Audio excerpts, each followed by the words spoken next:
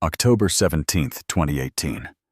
Amarillo, Texas. The wind that morning carried dust across the auction yard, like it had somewhere urgent to be, rattling the loose metal sheets on the fences and tugging at the faded banners that read, "Farm Liquidation Sale."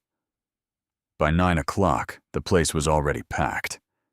Ranchers, dealers, mechanics, and curious onlookers had gathered around rows of equipment lined up under a pale sky. Tractors, plows, grain bins, and at the far end, something most people barely bothered to look at. 32 old tractors. They sat in a crooked line, paint-peeled tires, cracked engines silent for years. Some were missing panels. Some were rusted so deep the metal looked like it had grown tired of holding itself together. A few still carried the faint green and yellow of John Deere, but even that had faded into something closer to memory than identity.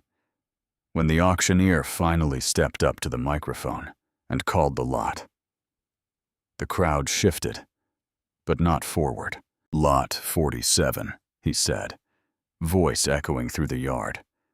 32 tractors, mixed condition, sold as is. Starting bid, $8,700. There was a pause, then a low ripple of laughter. Not the kind that comes from humor, the kind that comes from certainty. Nobody raised a hand. A man near the front, wearing a clean denim jacket and polished boots, leaned toward the people around him and shook his head. "8,000, he said loud enough for others to hear. "That's generous. They should be paying someone to haul that scrap away." A few others chuckled. Phones came out. Someone zoomed in on the row of machines, like it was a joke worth recording. And then from somewhere near the back, a hand lifted.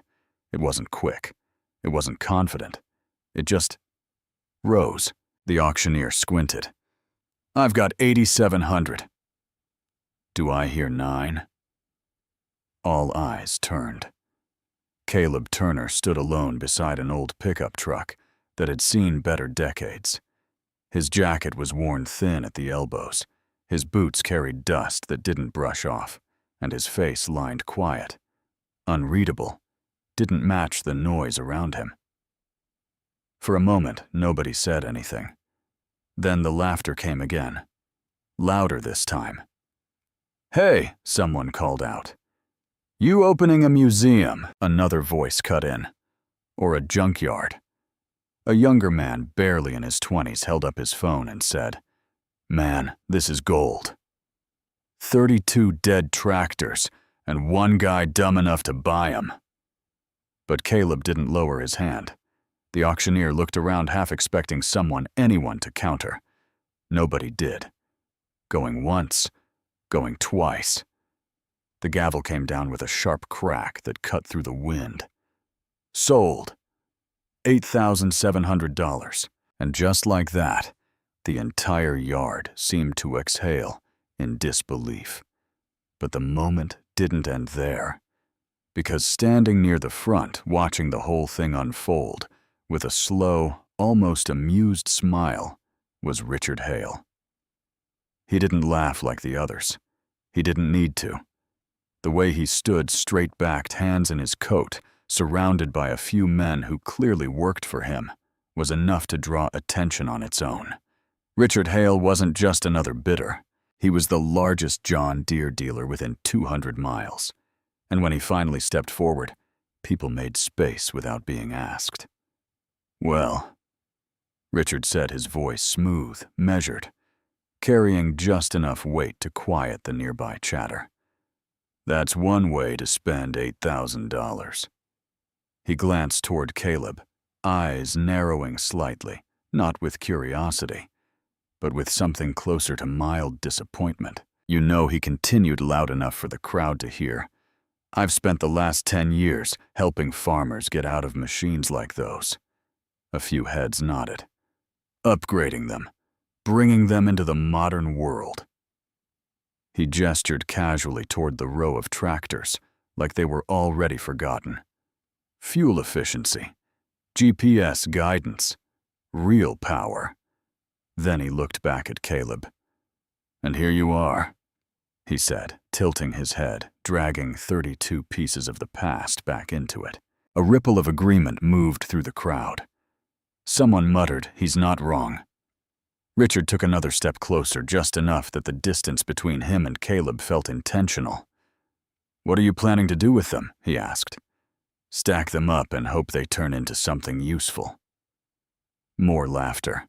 A man behind Richard added, "Maybe he thinks rust appreciates over time." That got a bigger reaction.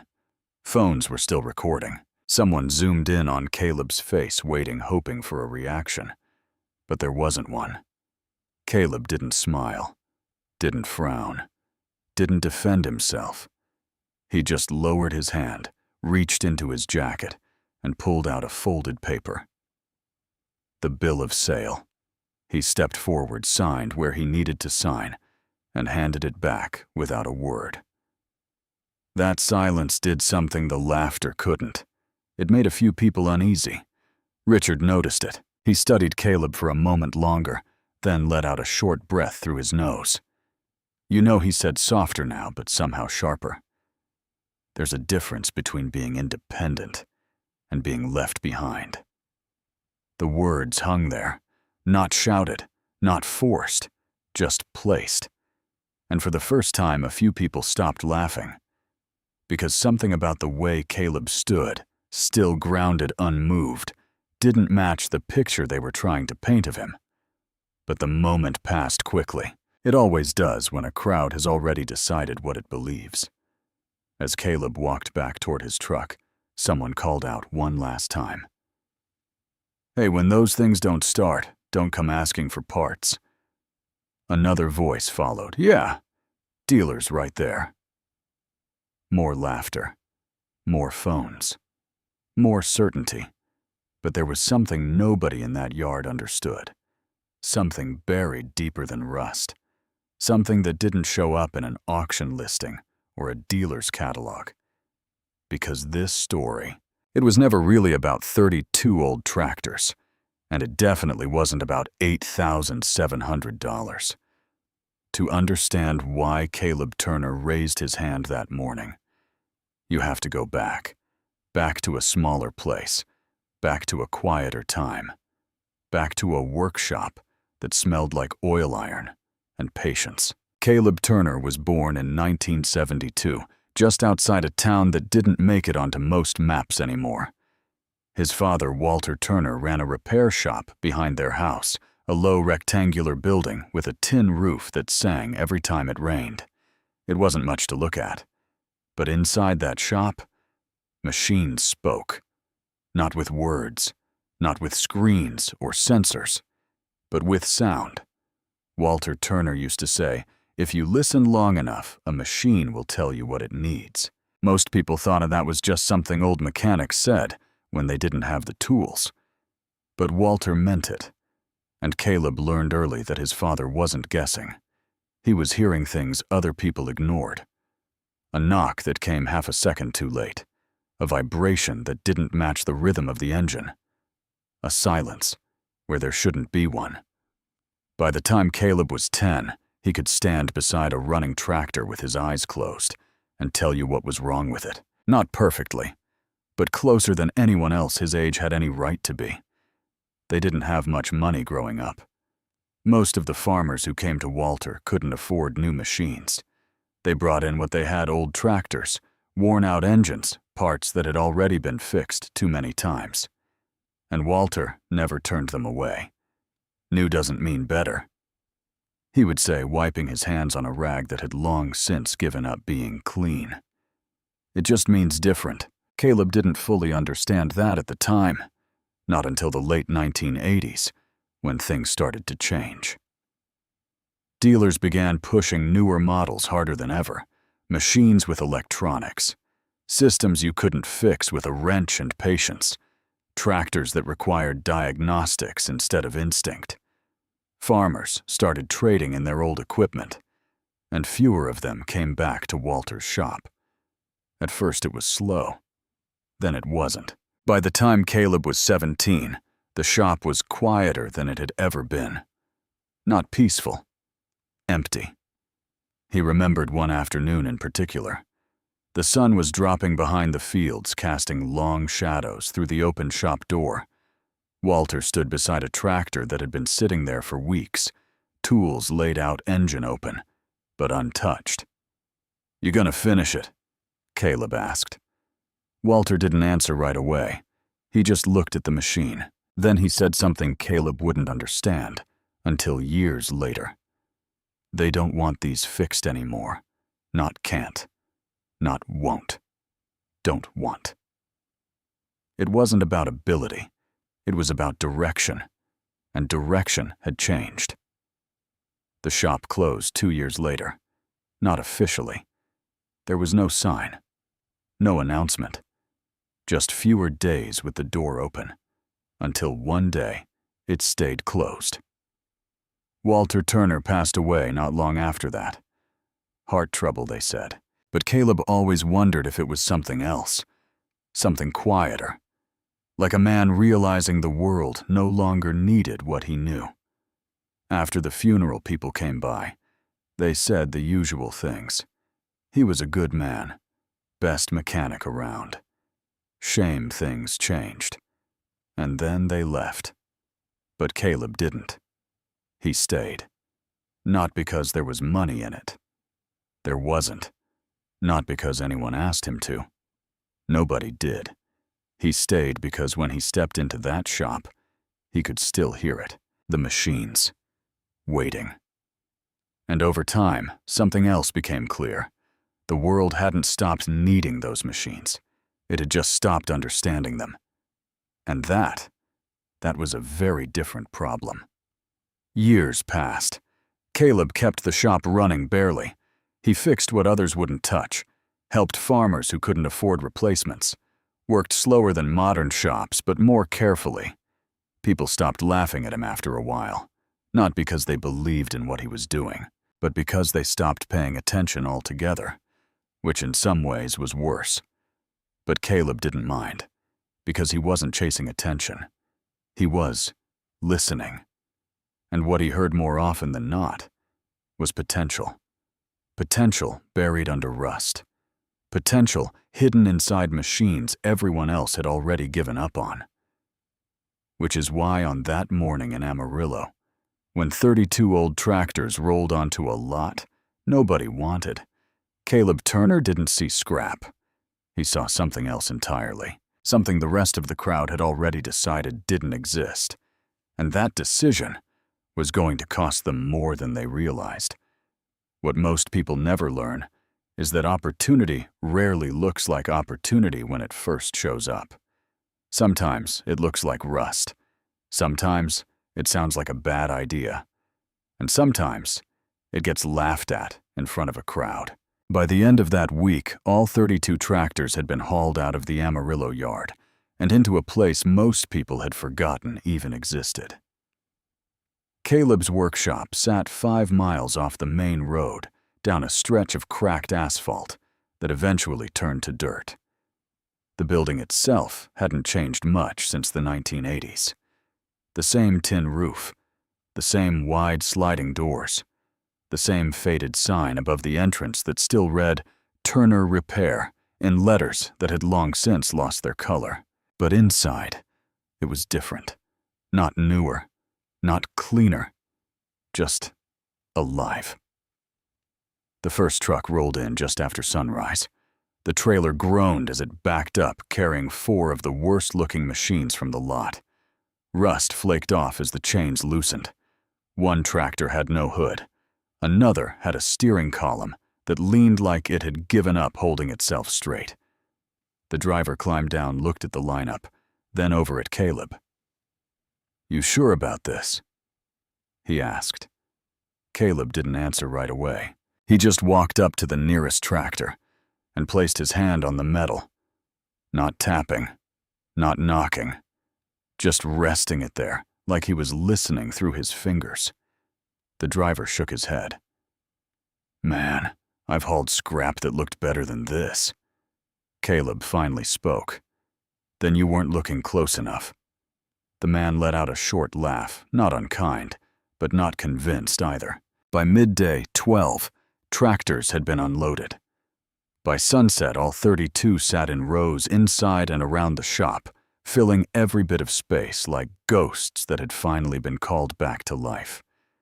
And for a moment, Caleb just stood there, looking at them, not as a collection, but as individuals, each one with its own wear, its own damage, its own history.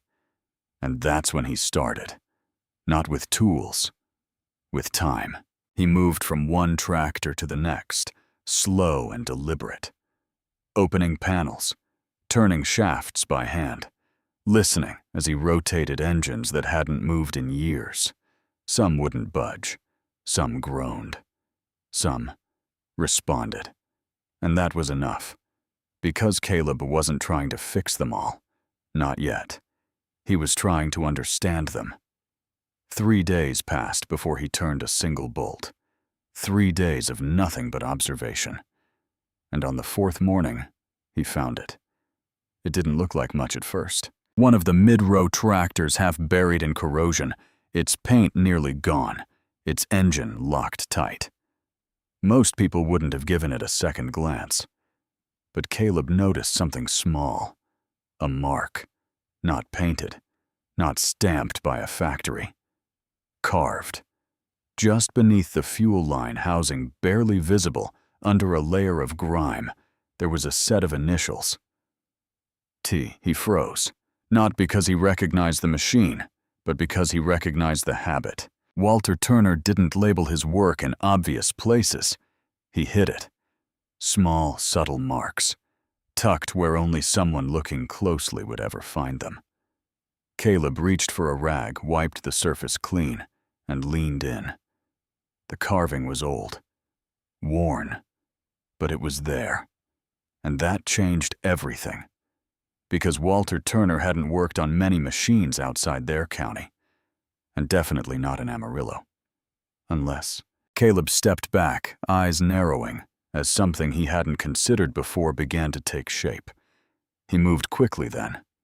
Not frantic, focused. He went to the next tractor, then the next, checking the same spot. And on the 6th machine, he found it again.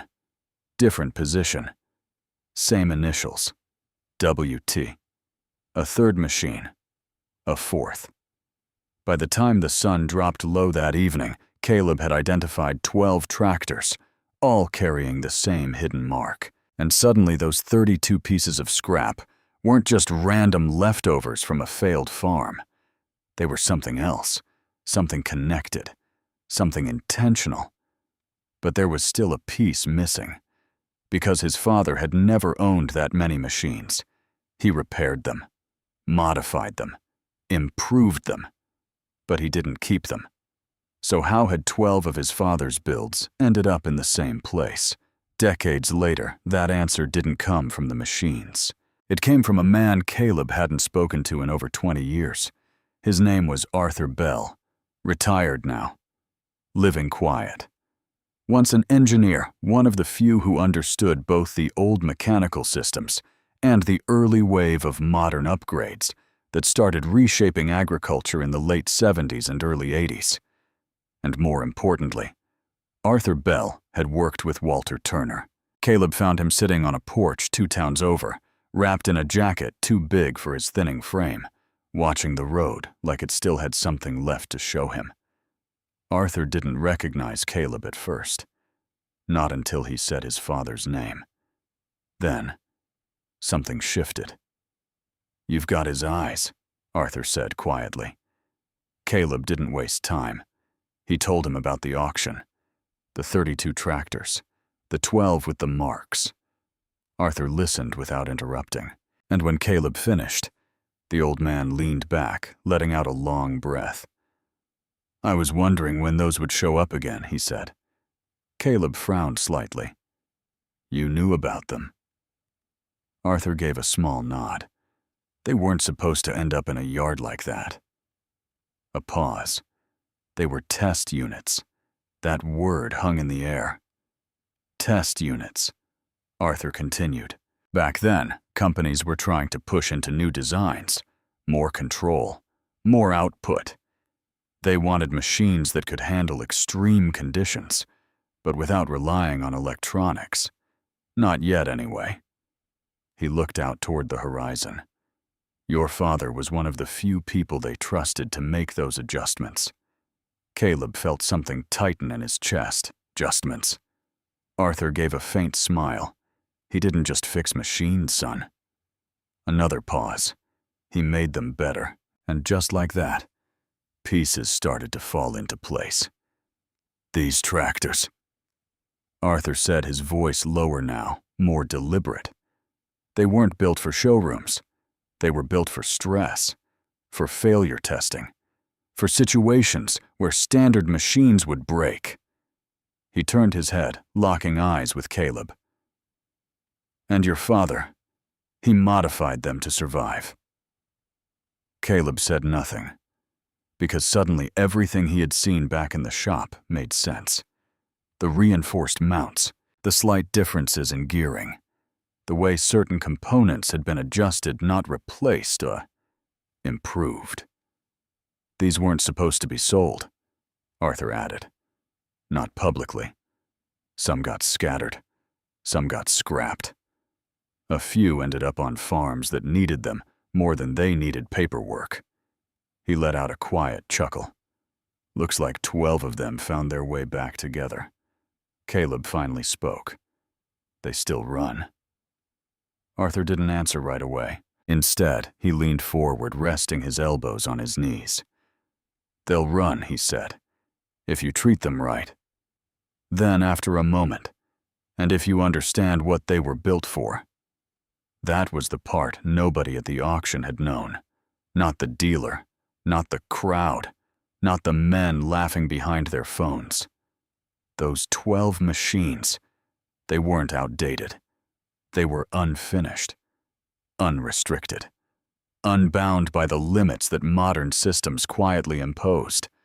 No sensors to shut them down, no software to hold them back, just raw mechanical potential, shaped by a man who believed machines should answer to the work, not the other way around. And that meant something dangerous, because in the right hands, those tractors could do things modern machines wouldn't even attempt. Caleb drove back to his workshop that night under a sky so clear it felt like the world had pulled back its curtain just enough to let him see what was really there. He didn't rush inside when he arrived. He stood for a moment in the dark, looking at the outline of the building, listening to the quiet. Then he opened the door. The smell hit him first. Oil, metal, dust, familiar, grounded, and somewhere inside that space, 12 machines waited. Not broken, not useless, just misunderstood. By morning, the work had begun. Not loudly, not for show, but with the kind of precision that only comes from years of doing something no one else pays attention to anymore. Caleb didn't try to restore all 32. He focused on the 12, one by one, carefully, patiently, cleaning parts instead of replacing them, rebalancing components others would have thrown away, listening to each engine the same way his father once had, until it told him what it needed. Days turned into weeks. Word didn't spread at first, because Caleb didn't tell anyone. But places like that, they don't stay quiet forever. A farmer stopped by looking for a simple repair. He saw one of the tractors running. He stayed longer than he planned. Then he told someone else. Another man came. Then another. By the third week, people weren't just stopping by for repairs. They were coming to see. And what they saw didn't match what they expected. Because those machines, the ones bought for $8,700, they weren't sitting still anymore. They were waking up, and somewhere miles away. Richard Hale heard about it. At first he laughed. Of course he did. That old man, he said, shaking his head in his office, surrounded by glossy brochures and digital screens. He couldn't bring those things back if he tried for 10 years. But the reports kept coming. Not loud, not dramatic, just consistent. They're running. He's got one pulling again. Looks like it never stopped. That's when Richard stopped laughing. Not because he believed it, but because something about it didn't sit right. And men like Richard Hale don't like things they can't explain. So he made a call, then another, until eventually he got what he wanted.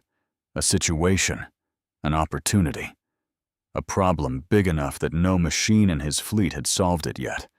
A construction site just outside Amarillo. Heavy clay ground. A multi-ton rig sunk deep, too deep. Modern tractors had tried. They failed. Too much resistance. Too much drag. Systems limiting output to prevent damage. And that's when Richard smiled, because now he had something better than an argument. He had a stage. And what happened next was the part nobody in Amarillo would ever forget. By the time Caleb heard about the job, half the county already knew. It wasn't just another stuck machine. It was a disaster. 2 miles outside Amarillo, a construction company had been drilling deep foundation supports for a new grain facility when one of their core rigs slipped into a pocket of wet clay beneath the surface. Not mud, not soil, clay that behaved like a grip. The more they tried to pull it out, the deeper it settled. By the second day, they had already brought in 2 high-end tractors. Brand new, clean, powerful on paper. Both failed, not because they lacked strength, because they weren't allowed to use it. Their systems kicked in for a limiting torque-cutting output, protecting the engine from strain. Machines designed to survive, not to push beyond their limits. And the ground didn't care about safety protocols. By the 3rd day, Richard Hale arrived in person. He stood at the edge of the site boots, untouched by the mess, watching as another attempt failed. The cables strained. The engines roared, and then just like before, the systems pulled them back. Controlled, safe, useless. He didn't shout, "Duh." He simply turned to the foreman and said, "Give me one more attempt. I'll bring something stronger." And then almost as an afterthought, "Call that man, the one with the tractors," the one everyone had laughed at. Because if there was one thing Richard Hale understood better than most, it was this: if you can't beat something quietly, you beat it in front of everyone. The message reached Caleb late that afternoon. He was in the shop, elbow deep in one of the engine's hands, black with grease, when a pickup truck pulled up outside. The man who stepped out, wasn't laughing. "Not anymore. They need help," he said simply. "Big job.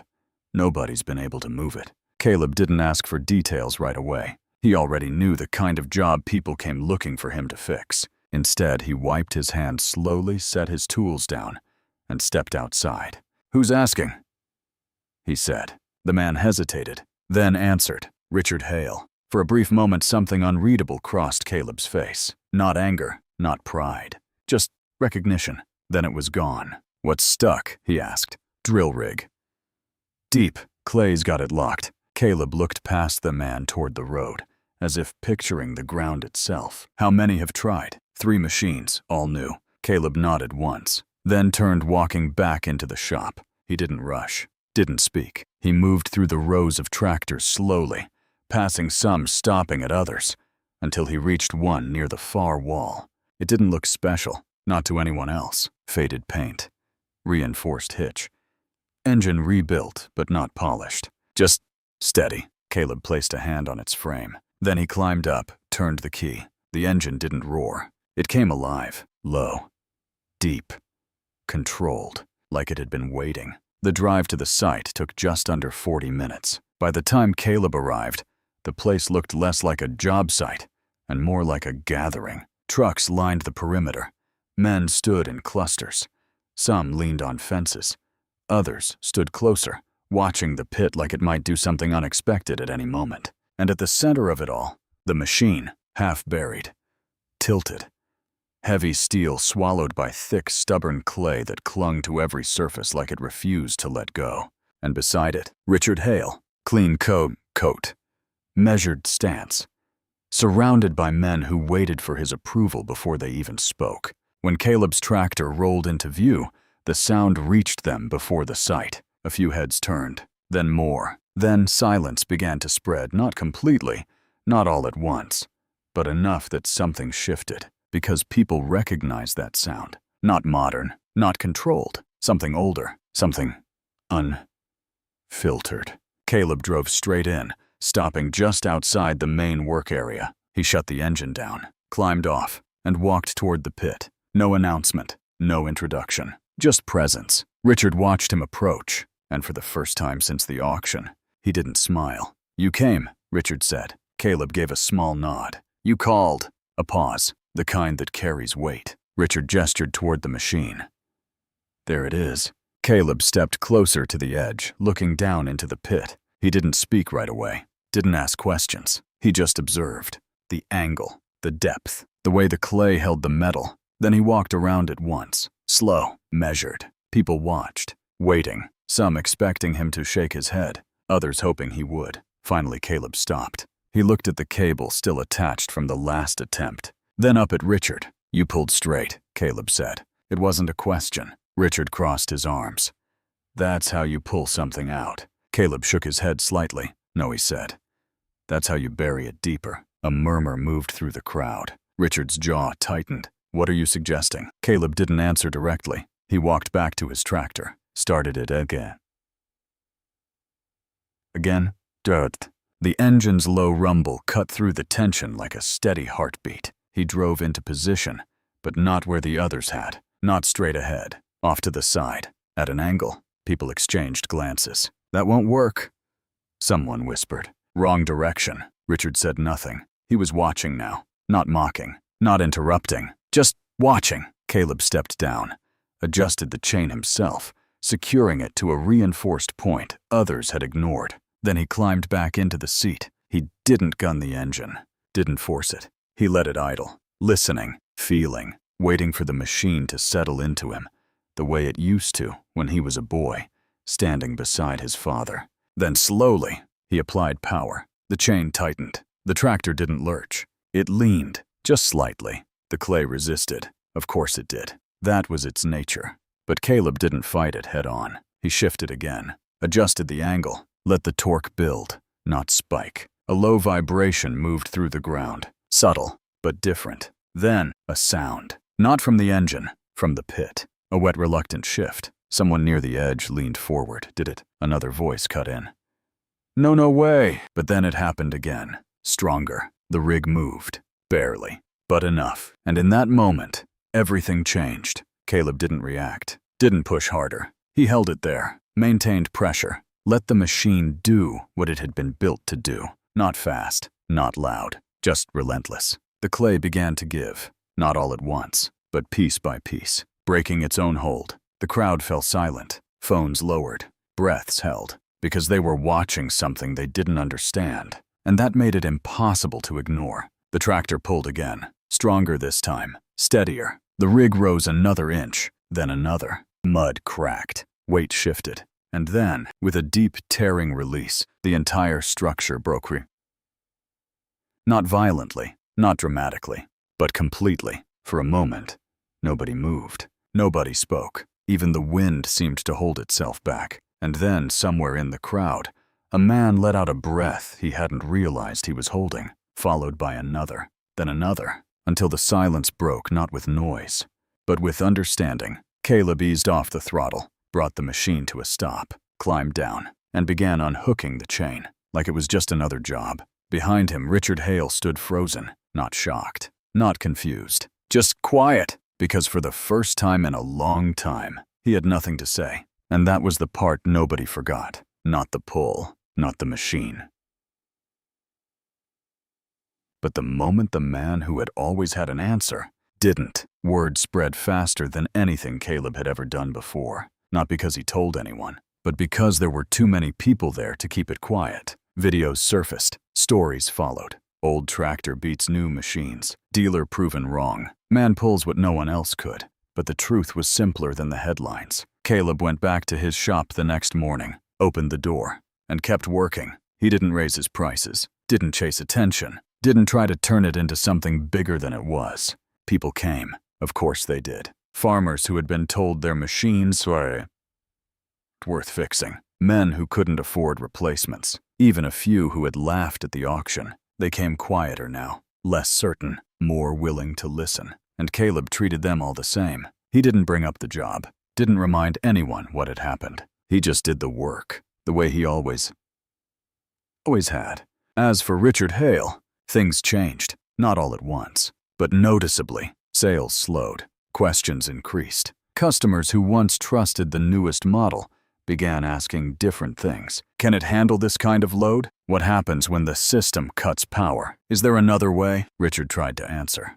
But answers built on certainty don't hold well when doubt enters the room. He made an offer weeks later, came to the shop himself, stood where others now waited. I'll buy them, he said. All of them.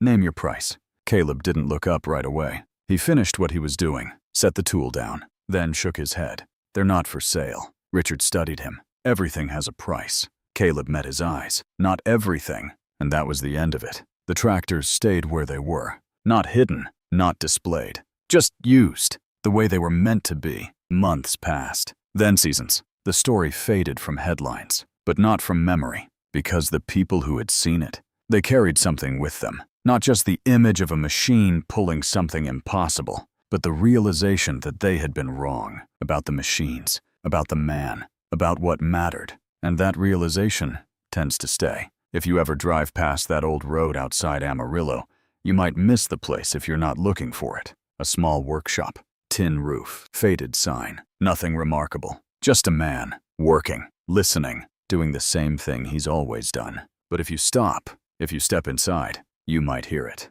Not noise, not engines, something quieter, something most people don't take the time to notice anymore. Understanding. Because in the end, this was never about old versus new. Never about $8,700, and never about proving someone wrong. It was about something far simpler and far more difficult, knowing the difference between what's broken and what's just been forgotten. Because the world is full of things people laugh at right before they realize they were wrong.